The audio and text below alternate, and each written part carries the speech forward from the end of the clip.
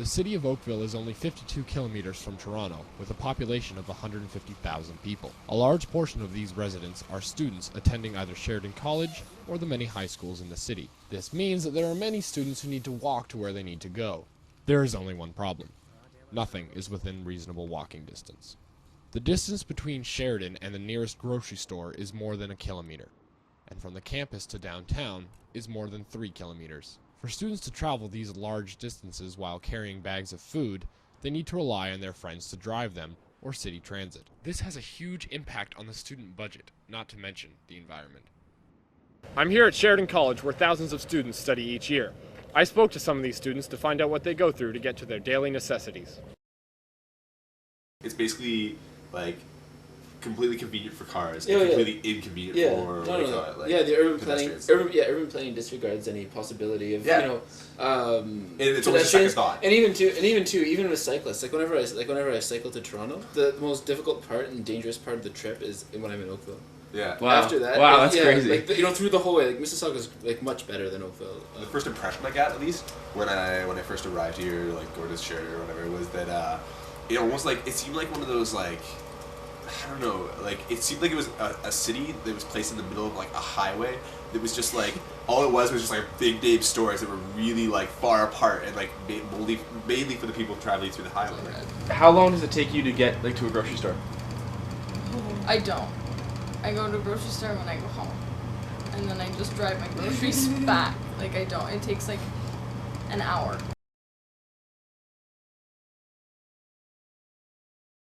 So, what is the main goal of the Oakville Planning Department? The main objective of the department is to provide for the comprehensive and development of the town. So we make sure that the planning documents, and the official plan and the zoning bylaw are up to date and contain the vision for the community. All right, well, on that topic, what are the goals of the long-range planning section? The section I'm responsible for looks at the 20-year vision for the town. The focus really is making sure that we have sufficient lands for employment development, for development in terms of housing and the appropriate facilities to support that, like schools and transit and so on. Can you give me any insight as to why the city is laid out the way it is? There's a bunch of historical reasons why the town's laid out the way it is. Clearly, the town's development's tied to the transportation system. So back 150 or so years ago, Lakeshore Road was the main road, going from Toronto to Buffalo or the Falls area.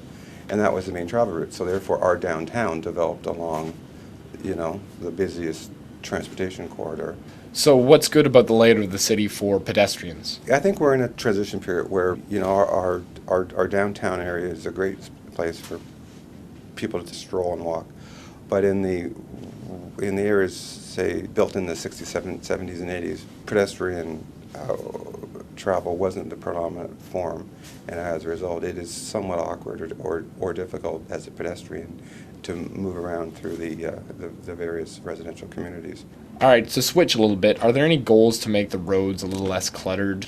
We've done something called a transportation master plan, which looks at what the transportation needs for the town are going to be like in 20 years. We hope to change that so that there's a greater balance between the car travel and the transit, cycling, and walking trips.